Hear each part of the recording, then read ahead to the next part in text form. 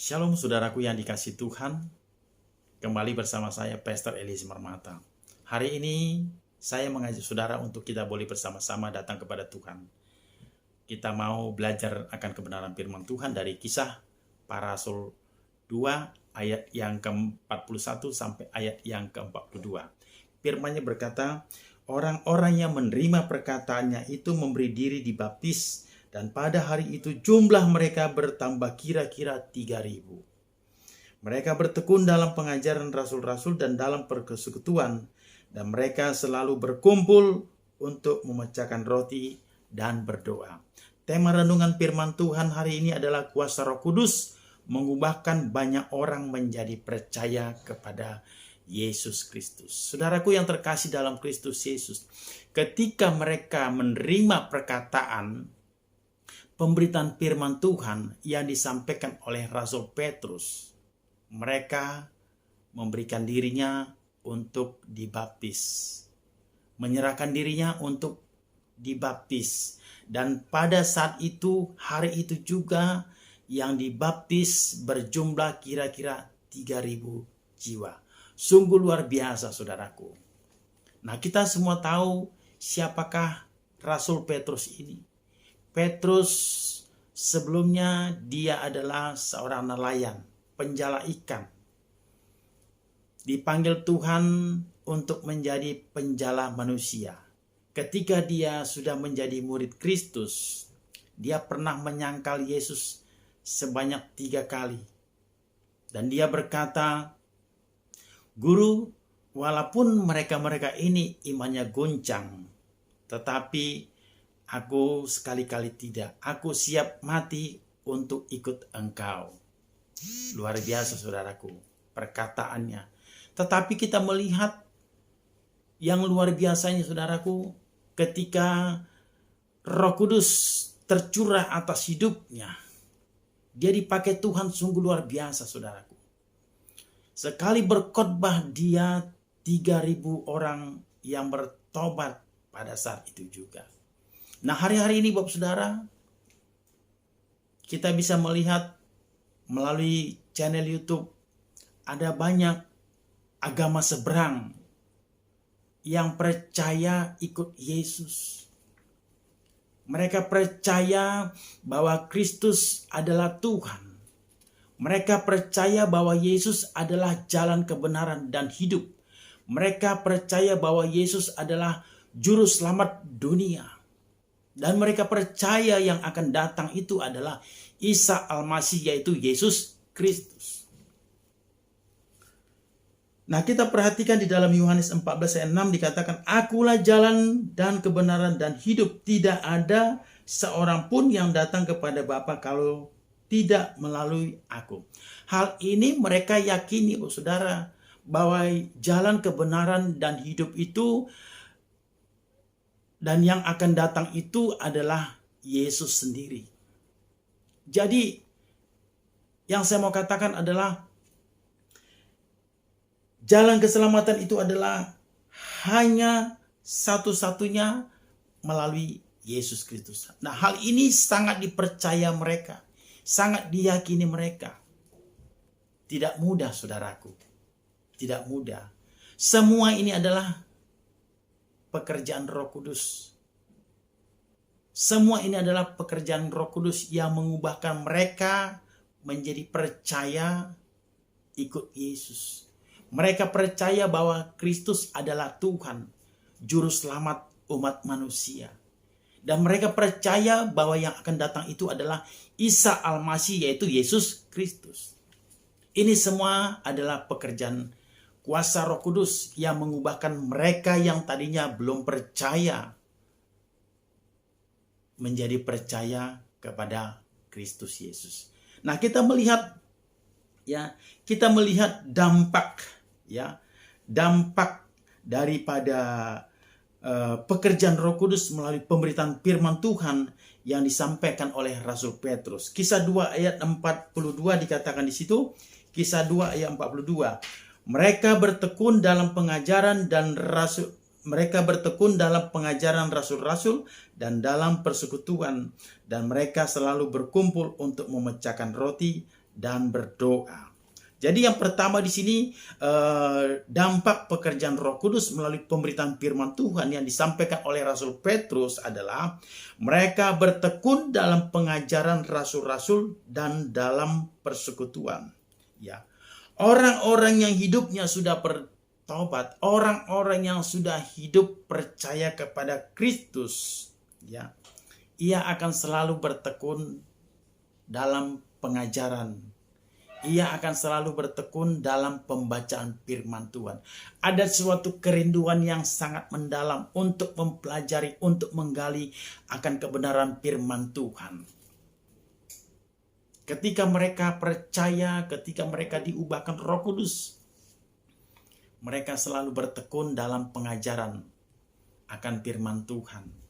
Mereka haus, ingin belajar lebih dalam lagi, ingin menggali siapakah Tuhan itu sebenarnya, bagaimanakah sebenarnya kebenaran itu.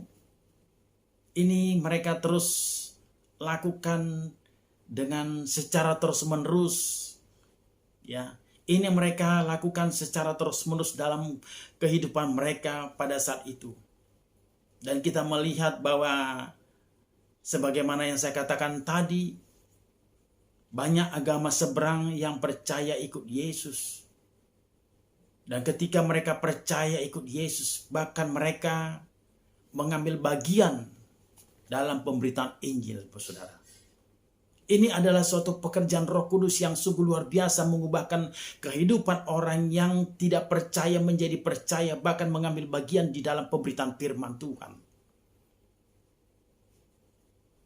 Bapak saudara, mereka ini percaya bukan hanya percaya begitu saja, tetapi mereka terus menggali, belajar akan firman Tuhan, selalu bertekun, dan ingin tahu akan kebenaran firman itu sejauh mana. Jadi ada kerinduan mereka itu secara terus-menerus dalam kehidupannya ketika mereka percaya terima Yesus. Nah, kita melihat dampak pekerjaan Roh Kudus melalui pemberitaan firman Tuhan yang disampaikan oleh Rasul Petrus.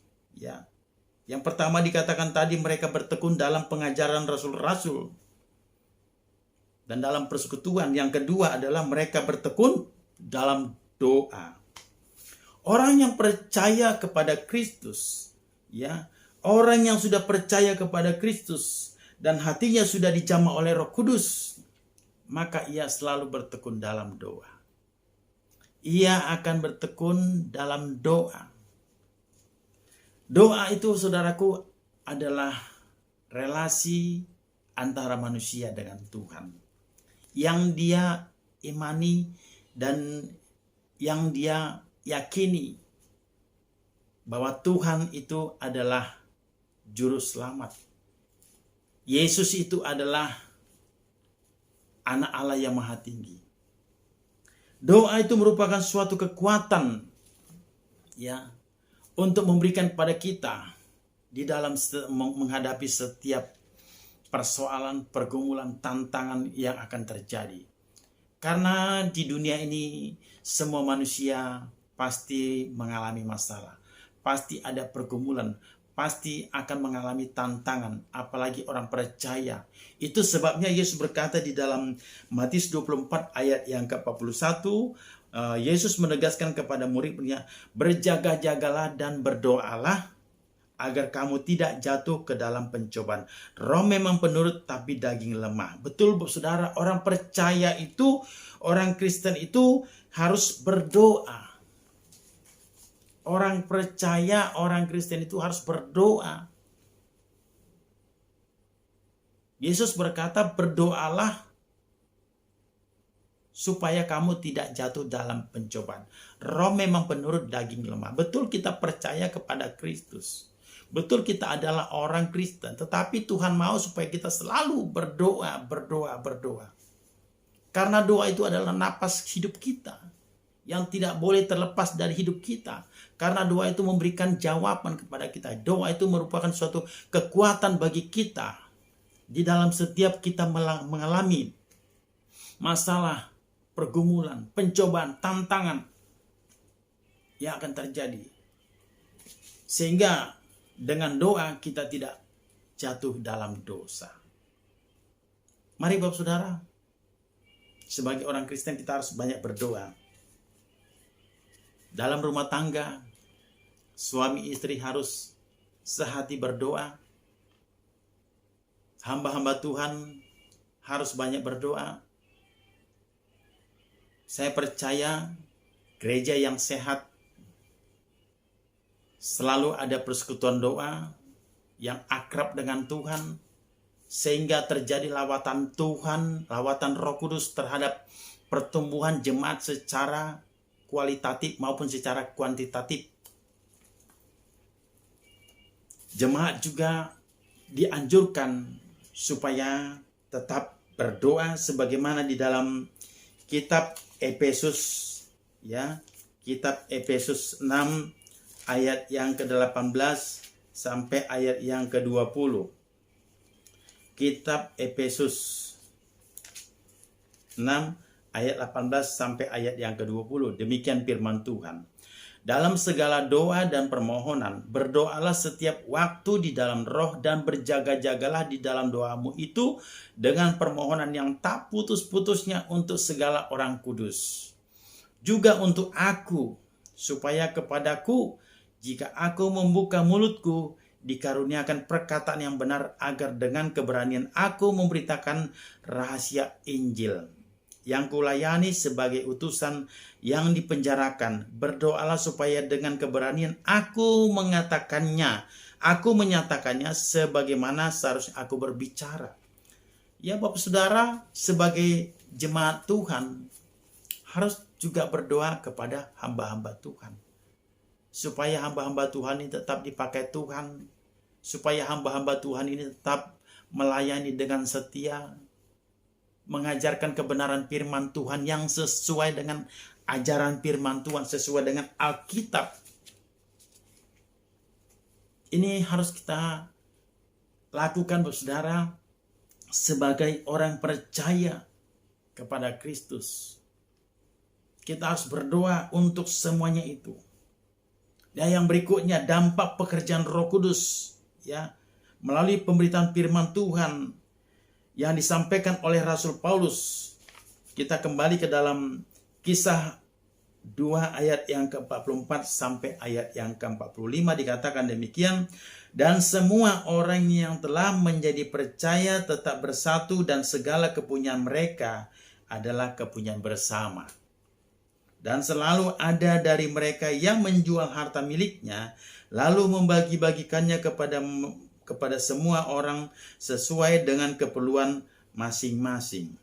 Jadi kehidupan jemaat pada saat itu ketika mereka percaya dan diubahkan Roh Kudus, mereka tetap bersatu dan hidup saling mengasihi satu sama lainnya. Apa yang ada pada mereka, mereka memberikan kepada orang yang tidak punya. Artinya mereka itu peduli akan orang lain. Ini dampak daripada hidup orang yang percaya kepada Kristus. Kuasa Roh Kudus bekerja dalam hidupnya. Kalau kita sudah hidup dalam Tuhan, kita harus hidup dalam kasih, saling mengasihi satu sama lainnya, saling membantu, saling mendoakan, saling mengingatkan. Ini yang harus perlu kita perhatikan, saudara. Kita sebagai orang Kristen saling mengasihi, saling menolong, saling mendoakan, memiliki hati yang tulus dan kerendahan hati sebagai umat yang percaya. Mari Bapak Saudaraku yang terkasih dalam Kristus Yesus, melalui pembahasan renungan firman Tuhan hari ini kita boleh sama-sama semakin mencintai firman Tuhan, bertekun dalam doa, dan hidup menjadi terang bagi orang lain. Mari kita berdoa. Bapa di surga, terima kasih, kami bersyukur untuk firman-Mu di siang hari ini. Kami telah mendengarkan firman-Mu, kami percaya firman-Mu sudah memberkati kami. Dan biarlah Roh Kudus yang meneguhkan iman kami tetap berpegang teguh kepada firman-Mu. Dan kami percaya di dalam nama Yesus, hamba berdoa, yang sakit disembuhkan, yang terikat dilepaskan, yang lemah dikuatkan, yang susah dihiburkan di dalam nama Tuhan Yesus Kristus. Terima kasih Tuhan buat firman-Mu yang sudah kami dengarkan. Biarlah memberkati kami, menguatkan kami, dan kami boleh tetap setia untuk mengikut Engkau. Di dalam nama Tuhan Yesus Kristus, haleluya. Amin. Tuhan Yesus memberkati. Shalom.